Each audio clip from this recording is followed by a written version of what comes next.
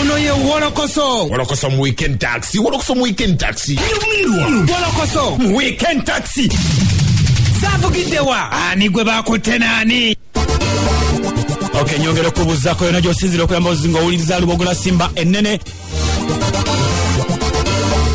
Omwaka 2018 omukulu Geoffrey Lutaya owa the New Eagles Production mbozi yaddayo okubeera nga ate mu kibiina ayongere okukaza ekkalamu n'ebitabo era nga mpozi yali asomera mu ssomero erya Maeka era bw'atyo yatuula senior 4 ne mutabani we Pius unawakubadde nga baali basomera mu masomero ga njawulo ekibiina baatuula kye kimu kya senior 4 naye woowulirira bino era yaddayo n'atuula ebibuuzo ebya senior 6 naye nga okumanya ebivudde mpozi mu kibiina ekya senior 6 bitufuukidde akayinja mu ngatto oluvannyuma lwa minisita okuwasanguza nti byakomyewo. Tunoonyeza mukulu Geoffrey Lutaya ne bulwe tumukubira atugamba ndi mu press conference kambaddire ngenda bagamba kambibawereze ku ssimu mpaka kati tetunnabifuna. Umwaka ogwedde kati we nali omanyi nakola senior 4 mu 1995 emyaka nga 24 mabega kati bwe najja wano bwe nabadde ntandise senior 6 senior 5 bwe natandika senior 5 nenda bangi ebintu sibijjuki omutwe kale okuva mu nga nyinga ayingidde mu another world. So nengenda kusomera baliyita Maeka awe Makerere nembasaba nti munzikirize nkole senior 4 ndigestaring nkole senior 4 building a confidence era ne mugamba omukyala ne mugamba nti singa nemerera okukola bulungi senior 4 nenkuba nembani graded sigenda kuongera senior 6 nja kuba obwongo tebukyaswa kupikinga ki into ate nga edda na performing bulungi senior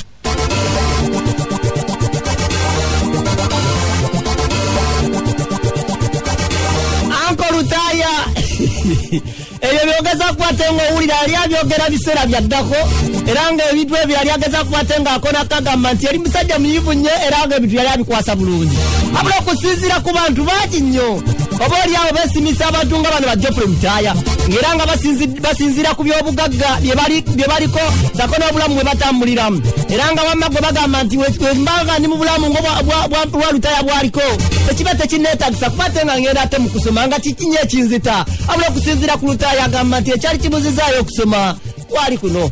Munange ebintu ebyo bitunula tebimala nze botunula bwembadde combination gyenkola ku senior 5 gyengenda okukola ku senior 6 Dell Divinity entrepreneurship ne stroke computer naye computer nebogireka nebo nja kusinga kwesiba ku entrepreneurship nze amwana entrepreneur sikitwala maaso n'ensoma emirimu gyange gyentandika gijja kutuuka ginnemerera onzibe nga bantegeera butegeeza abantu bwe bamanyi ekitunulira nebakitunulira ku saidi ya byobufuzi which nakyo kituufu nkyaga naye nga amwana entrepreneur mirimu gyasa ogikiriza kufa bufi nga gwosobola okundaba nti ndi bulungi naye nga maaso ze business olaba nga zaafa nga omuntu yenna bye yabuusa amaaso. Nga we tukugambye ebya 2019 byafulumya wiiki eno abaatuula omwaka oguwedde era nga combination yagikugambye Dell bwetutyo tugezezzaako paka kati n'okumunoonya neera kyasembeyo tugamba kambaddire ne twebuuza omukulu ebigezo byamumezze oba tuli ku ki bannaayi kakalamu inagu oli ku WhatsApp ndi press conference wengi mbanga kuya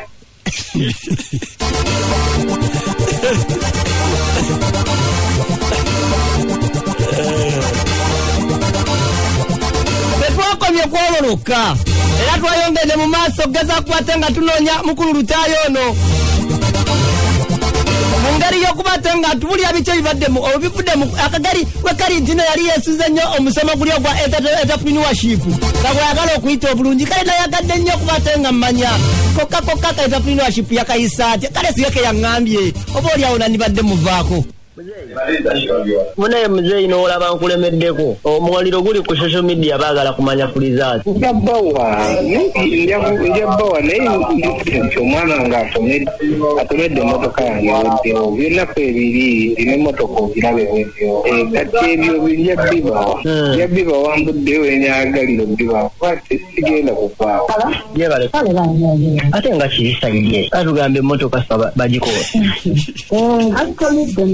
tubadde tukubidde kuyozaayoza muntu kuyita mu bigezo ate birala byebifubutu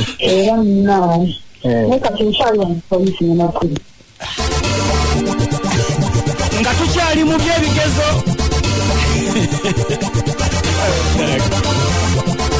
abaana abatudde senior 6 omwaka 2019 era nga gwe mwaka oguwedde ng'abadde bamukisa ddala kubanga abatume mwatudde nabo abayitirivu kale bonna basinga badde batutumufu nawe tukyaliddire Geoffrey Rutaaya okudda ate waliwo omundi eyatudde ebibuuzo nga bino byo birabika okubanga bye twabifunye era nga gwe twogerako ye mwana amanyiddwa nga Joseph Mayanja Lodi Meya tubi tukozesa mwana kubanga yatudde Joseph Mayanja amanyiddwa nga Dr. Joseph Chameleone namunonyezaako era we nagenedde omunoonya nga abakira munywanyi ono musanyufu byasuso era ng'asambira nyuma g'ejjaazi akageriko okubatenga yafunye results ezawere ddala 11 mu combination ye eya senior 6 eyabadde emanyiddwa nga oba kati eno nyitaani oba heeke yakoze subject zino wammanga yafunye history nga yafunye C enebalirwamu 3 nakola CRE nga munembalirwamu CRE naye yafunye C nga naye balirwamu 3 nakola art nga naye yafunye C nga muno naye balirwamu 3 yafunye sub oba giyite sub computer nga yafunyemu 6 ebalirwamu 1 neofuna nakola ne GP nga naye yafunye 7 nga naye balirwamu 1 mu bufunze nga yafunye points 11 Dr. Joseph Chameleone okusoma kwe kubadde kwakyama nnyo era babadde batono nnyo abasadde okukwate nga bamuzuula wasomera wabula tugenda okubaliramu bati nga munywanyi ono abadde asomera kusomera ebimanyiddwa nga Katuuso high school era ngenda bakira nga embagambye nti ngenda okusingana Kamiri Kwezi ng'essanyu lyaliko liritalirabanga ayise ebigezo kakalamu yes kakalamu je baliko muganda ya ebigezo nga bo biraba twayise abantu banyi kimanyi bebuuza ye ate kalwaki Kamiri naze naddamu n'atuula ati nga yatuula dda ensonga esinga obukulu nti bwe natuuka mu USA nga badde obijja biraba mukyala wange edda era naye ali mu kusoma so mu inspiration eyo nengezaako nange okwapplyinga mu university emu ye Minnesota naye nga previous results zange zaali teziqualifyinga ku kye bali beetaaga so nensalawo nzireyo ntuule era ng'ebigezo birabye twayise ne flying colors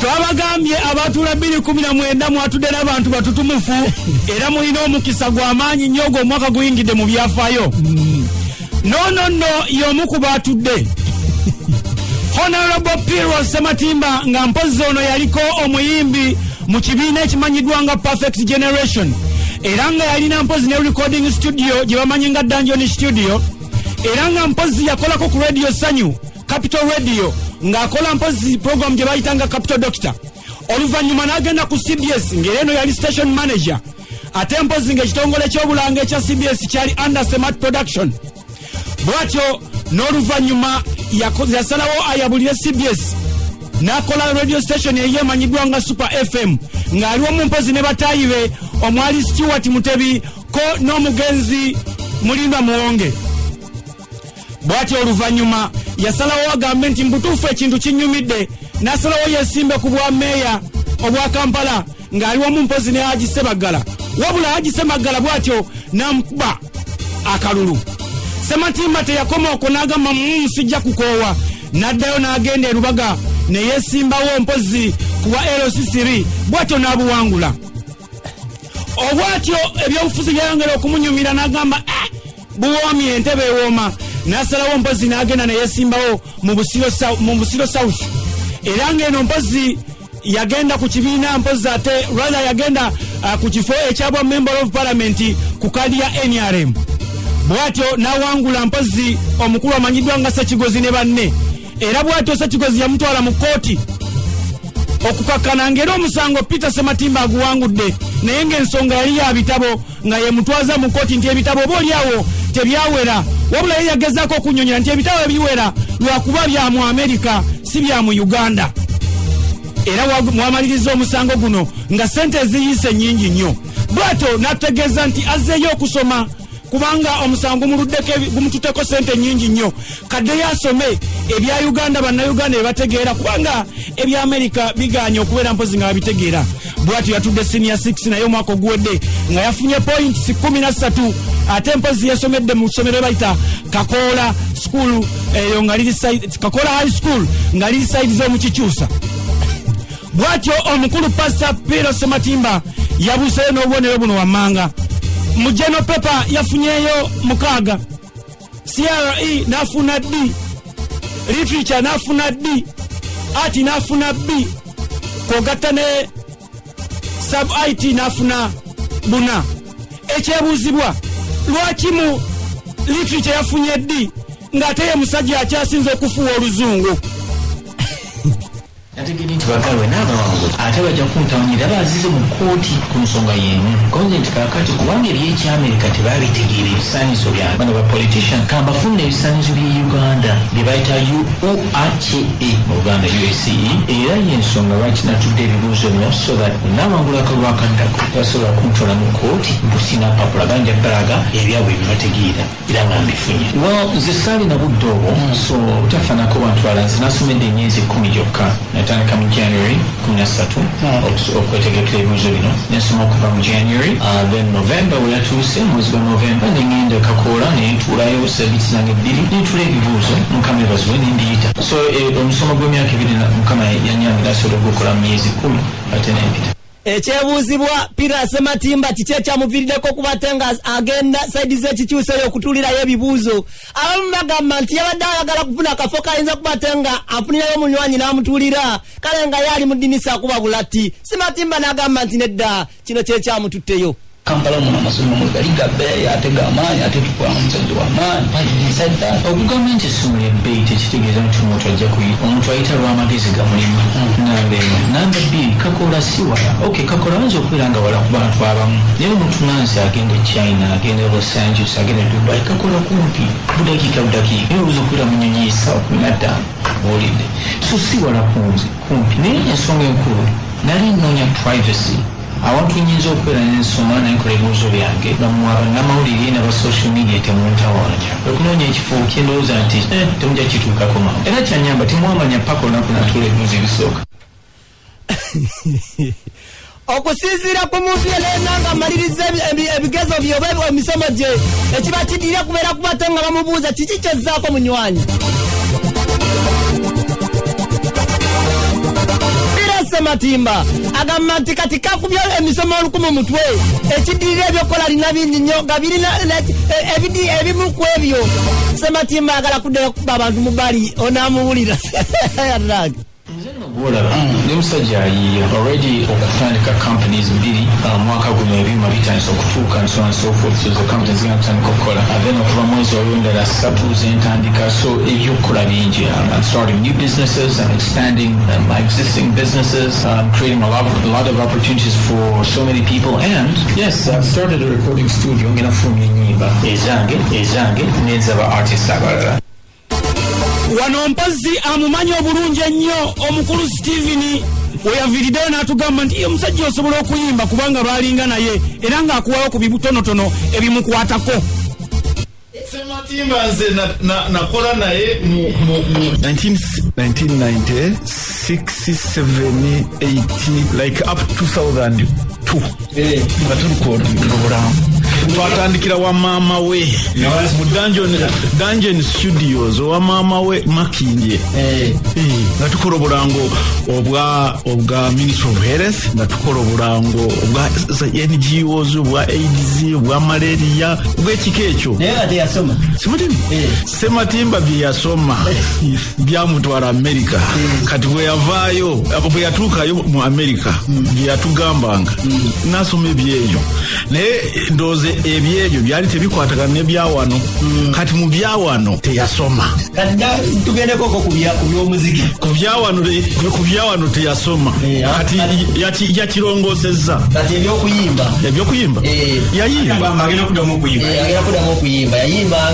yayimba yayimbanga neono omusajja w'omurwasi bamuyitaani Rastarobu yali muyimbi kikaki gwe bawandiikira ne bamuwa buli kimu oba yali yeewandiika pakati agenda tumenya muguno omulembe yatuzeeyo emabegeri yali muyimbi kikaki yali yeewandiikiranga ennyimba omanyise mwami Sematimba ali above 50 kiwulira ali above 50 ali ansinga obukulu nze ngenda kubeera 50 just mwaka gumu naye ye ali above 50 ali above 50 agenda mu nkaaga Sematimba mukulu musajja mukulu omanyi yeerabirira yesiga ebizigo yeteekako lipstick yerongoosa exactly bwagenda mu toilet asobola okuvayo n'anaaba bulungi nnyo okulaba nti tewali kacafu kamuliko enviiri edda yalazi basikola ki bwe yava ku dayinga very good yali abakola farming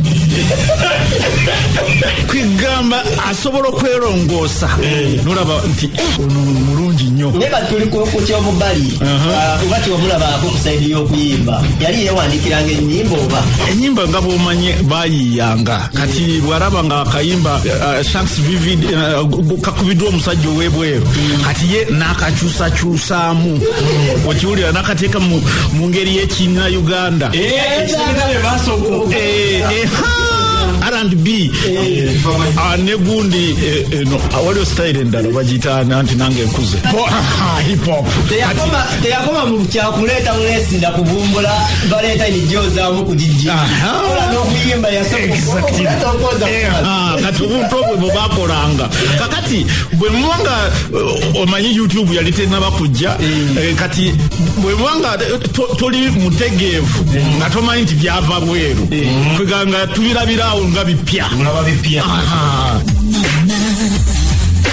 ndowoza kube kyana sembera wano baby ono bwatyo mpazi nga bwawulidde akayimba ka Baby Chana genda okanonye ku YouTube gyekali era mpozi omuntu gwe bayimbanga naye Simon Besi Kalema ayongera okukakasa nanti ddala omusajja ono kituufu asobola okuyimba kuba n'oluyimba olwo yalwekubira era nga mu studio abyekubira bulungi nnyo.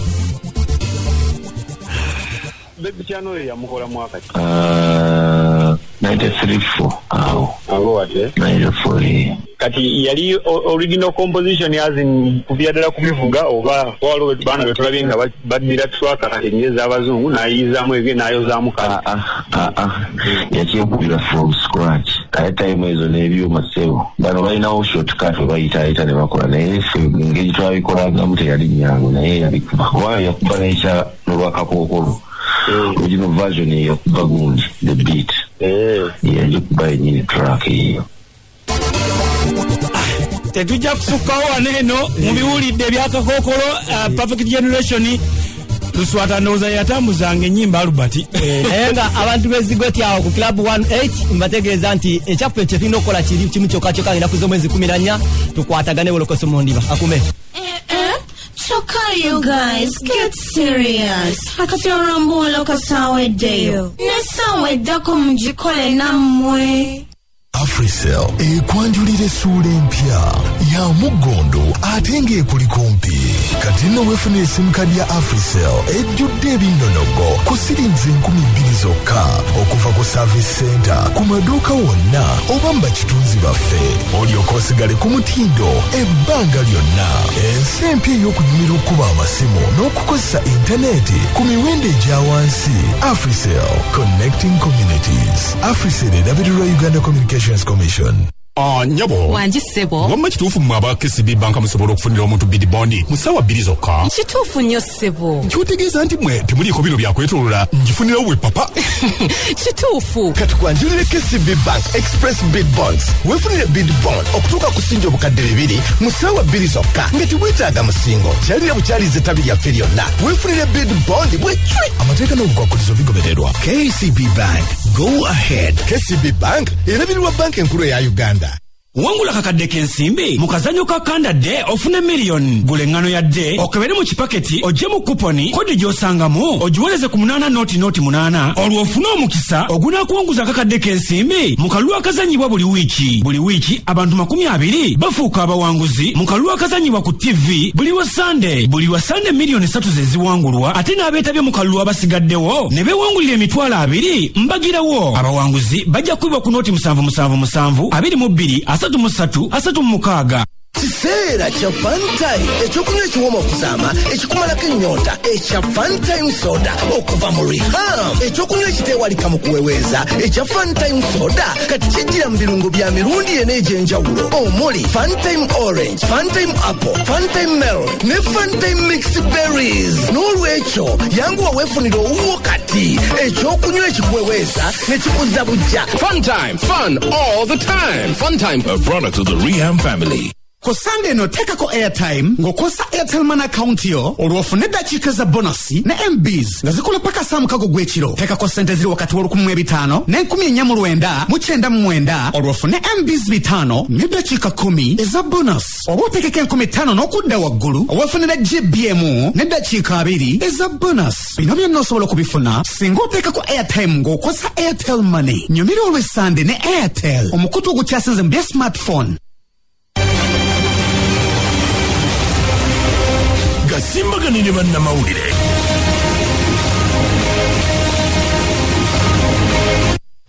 Gasimbagane ne bannamawulire mbabuuzaako nate nti mwasize mutya basebo ne bannyaba abatuliriza enkya ya olwaleero. Ababuuzaako Dick Nvule ku lwa munnange Peter Kibazo bangambye nti yafiiriddwa tasobodde kujja kutwegattako kitalo nnyo. Tubaaniriza nnyo nate abatuliriza enkya ya olwaleero. Lunaku lwa 6 okuva ku ssaawa 4 paka ssaawa 6 tubeera wano nga tutunuulidde ensonga zibadde mu wiiki mu puroguramu yaffe ey'Agasimbagane ne bannamawulire. Olunaku lwe lusembyeyo mu mwezi guno ate era olunaku lw'enkya lwe bagenda okutuuza ssaabalabirizi wa kkanisa ya Uganda omujja. Tubaniriza nnyo nate Siraaji buuza kubatuliriza. Abatuliriza yonna gye muli tubalamusizzaako nnyo abafuniddemu nga muganda wange tamala emirundi yayiseemu ekyuma kya miliyoni 3 n'abafiiriddwa Katonda abasaasire ddala bano abaana abato abavubuka abafudde wiiki eno omuwala Nabukenya ne munne Daniel. Sebo Charles Romsha nabuuza kubatuliriza. Abatuuliriza abaagalwa ate okusinga nnyo ab'emyoyo emirungi yenna gye muli, Katonda w'amaanyi, Katonda wa kisa, musiima nnyo nnyo nnyo nnyo olwokuba nti nkyali mulamu, ali ne musaba mbe n'obulamu n'ensabira abali mu studio kuba n'obulamu, nammwe abatuuliriza yenna gye muli okuba n'obulamu, okwano gyange mwenna omanye kati ekikulu bulamu. Waliwo embeera si nnungi, obwana buyina ebifuba but nange nyina akayina ekifuba naye waliwo kye nazudde naye nafunyewo dokita omulago ebyekifuba, waliwo there is Lung Institute. Kati waliwo kyeyambuulidde neŋŋaa kankyairinge ne mikwano gyange, buli omwana buli lwakolola tuddukira ku antibiotics. Naye ng'ebiseera ebingi osanga nga tewali infection. Yes. Actually infection ejja ndowooza oluvannyuma lw'ennaku nga nnyo bamu. Simanyi. Goyanga abakozi kati goyogedde nga expert gatandise kwogera nga expert. Nange waliwo omusawo eyangamba. Oyangamba kati ekiriwo mu clinics olwokuba bali baagala kukola balina contacts n'abasuubula eddagala, right? Baba baagala eddagala lyabwe ligende. So nsaba abazadde mwana mutwale wali bamuchekinge balabe ziyinza okuba nga actually cough ekigireeta izi wajibagita reaction ku these triggers, change of weather, pollution, those are triggers. Kati gozisa allergies naenza ziazise trigger andi trigger olianza ogambe mandu so yemundu gyogerako. Okay, triggers kati omuka omwana kumutwala mu kiyunge zimuzi perfume ebika bya moloka bino bidiesel ebyo so ninga can shining this because mbadde mbonyabonye na antibiotics mwana wajira mbwata antibiotic intravenous almost every week ngoli ku intravenous ninzo okutegeera it is these triggers. So kati ebyebireta ekifuba obitreating otya and kati bisigadde bya specialists na yesuga anti bleach ebifo ebimu bya infection. I'm not ruling it out. We know the TB uyinza kuba nezi bacteria nebirala but suga anti buli kukolola kwonna is an infection. Yes, sugama nti buli headache yonna oyina okubeera ne panel oyina okunoonya ku lwaki what we call sinuses so binebiso muzita ki so nkole wagulu nyinda awo na waliwo system yawo eyina problem sugama nti buli flu yonna gyofuna bulwadde because sino system zigulawo ekyo balaba liiso liyinza okuleeta amaziga nga lyeyoza gonoloza ntoli akaba omukazi we yamuleseyo kati girlfriend we yakuleseyo kyoboka nsonyiwa but I thought I should share this knowledge. I'm promising nja kukibuulira ensi nanti teyakubwadde eddagala kikuba bwagamba nti si buli kifuba nti weetaaga antibiotics kati yagambe nti bekiba kitandika omwana omuwaaki genda nkugambe waliwo Langa Institute nga bw'olya Cancer Institute waliwo Mulago it's a hospital bwolaba nga kikusukiriddeko ng'omwana atarespondinga omutadde ku cough syrups tebijja genda you go there and find out because bayina equipment and they have specialists. Webale nnyo Charles. Siraje kankomewewo njagala otuyiseko amawulire mu wiiki gano ogalabye otya wiiki eno gye tukuba amabega amawulire ndowooza oyinza gatandikira ku wano mu Uganda locally ondaga bukedde my holy pontiff ezige ekyafuuse ezige mulago it's okay papa naye ajo mulago enyonyi zitandika okukola ndowooza ku Mande eddagala lyafunyise okuva Germany lyafuuyira incidentally balabudde abazire naddala mwakyoli nti egendereza okulya ezifuuyiddwa eddagala lya bulabe nakyogerako zino enzige one emmere teriiyo bamala okukungula ekyo kimu ekyokubiri bwebanga kyezoonoona mmere abantu bagulire emmere stock food but kati bwozifuuyira ate nga omanyi bwe banaazirya bajja kulwala bafe then why do you do it nedda ekyokuzifuuyira of course balina ozifuuyira kuba ziyinza okutta obutonde naye waliwo ekintu kye tutannaba kwogerako Charles gwe otegeera ennyo ebya science waliwo kye bayita ecosystem ojja genda ozifuuyire ekyo nakyogerako luli ottiremu enjuki olemese pollination ogenda mu maaso kati ministry yeeteeseteese ku bino byonna Siraje gotubuulira story ebyo tebimanyi kuba olaba bookya n'okwokya ekibira nga bazuuza bandisabye nnyo ne zijja embalala zijjawo Mwankole awo wajja kubeerawo debate lwaki Mwankole wabaawo debate nga bwezibeera mu Eastern Uganda obaka zijja kutuuka kubanga tezirina geegi eryawo singa zisookedde Ankole kati singa debate eri balance egulira eddala wiiki eno ebadde ya